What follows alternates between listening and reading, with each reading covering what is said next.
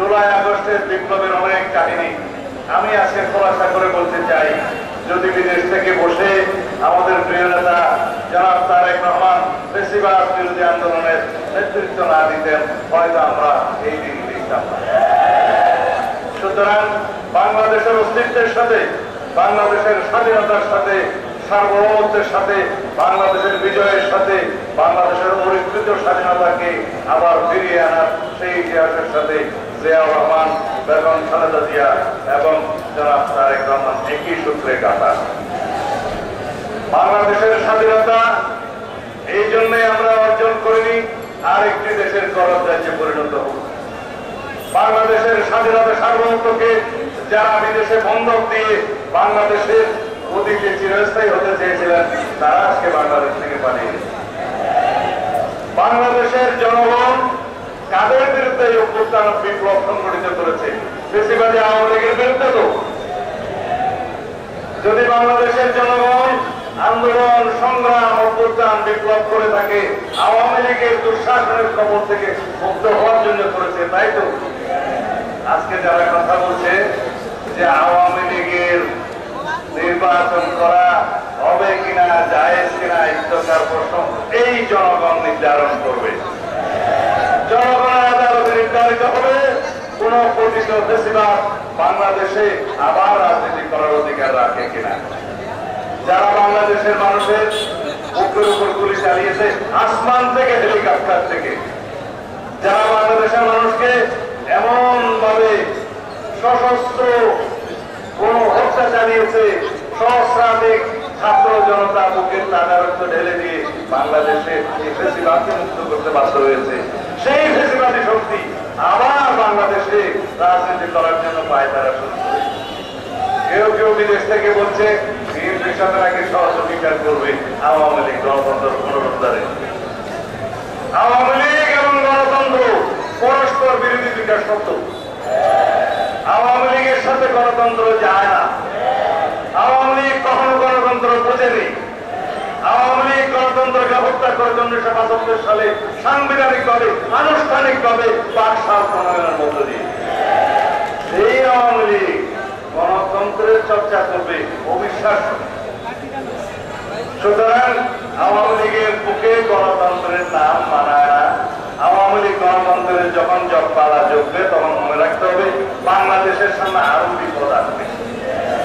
সুতরাং আওয়ামী লীগের মতো ফ্যাসিবাদী, অগণতান্ত্রিক, একনায়কতান্ত্রিক, এক দলীয় রাষ্ট্রের যারা স্বপ্ন দেখেছেন এবং একটি গরব রাজ্য বানিয়ে তারা নিজেরা ক্ষমতায় দেখতে চেয়েছেন, সেই রকম কোন শক্তিকে আমি অন্তত রাজনৈতিক শক্তি বলতে চাই না। আওয়ামী লীগ কোন গণতান্ত্রিক রাজনৈতিক দল নয়। আওয়ামী লীগ একটি ফ্যাসিবাদী দল। আওয়ামী লীগ একটি গণতন্ত্র হত্যাকারী দল। আওয়ামী লীগের ইতিহাস হচ্ছে বাংলাদেশে গণতন্ত্রকে হত্যা করার। আওয়ামী লীগের ইতিহাস হচ্ছে বাংলাদেশে বাকশাল সৃষ্টির মধ্য দিয়ে একদলীয় এবং একদলীয় রাষ্ট্র ব্যবস্থা প্রবর্তন করার, যার ধারক বাহক শেখ মুজিব এবং যার প্রতিনিধিত্ব করেছেন এই দেশে আওয়ামী লীগ এবং শেখ হাসিনা। সুতরাং যারা এখন পালিয়ে বেঁচেছেন তাদেরকে গণহত্যার জন্য বাংলাদেশের মানুষ বিচার করবে। এই দেশের আইন আদালতে তাদের বিচার হবে। তাদের যথোপযুক্ত বিচারের জন্য বাংলাদেশের মানুষকে আরো সংগ্রামে লিপ্ত থাকতে হবে। বন্ধুগণ, আপনাদেরকে স্মরণ রাখতে হবে বিদেশে বসে একটি রাষ্ট্রের সহায়তায় বাংলাদেশে অস্থিরতা সৃষ্টির মধ্য দিয়ে আমাদের গণতান্ত্রিক যাত্রাকে ব্যাহত করতে চায় এই শেখ হাসিনা।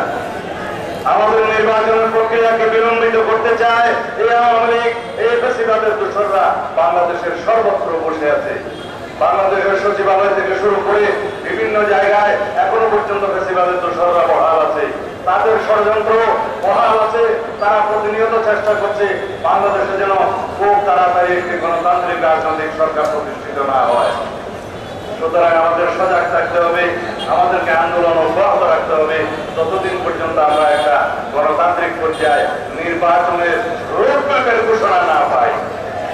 রোডম্যাপের পরেও যাতে সুষ্ঠু, সুন্দর, নিরপেক্ষ, গ্রহণযোগ্য একটা নির্বাচনের মাধ্যমে যতদিন পর্যন্ত একটি রাজনৈতিক সরকার প্রতিষ্ঠিত না হবে ততদিন পর্যন্ত আপনাদেরকে গণতান্ত্রিক সংগ্রাম বজায় রাখতে হবে, বহাল রাখতে হবে।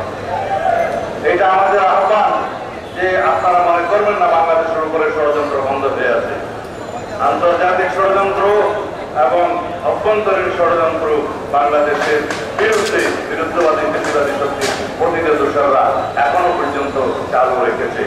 কখনো তারা বাংলাদেশে বিভিন্ন গোষ্ঠীকে নামিয়ে মিছিল করে যে বিভিন্ন অধিকারের নামে যাতে বাংলাদেশে অস্থিরতার সৃষ্টি হয়, তারা বিগত দুর্গাপূজার সময় খুব চেষ্টা করেছে বাংলাদেশে যাতে সাম্প্রদায়িক সম্প্রীতি বিনষ্ট হয়। পেরেছে? আপনারা সজাগ ছিলেন বলে পারেন।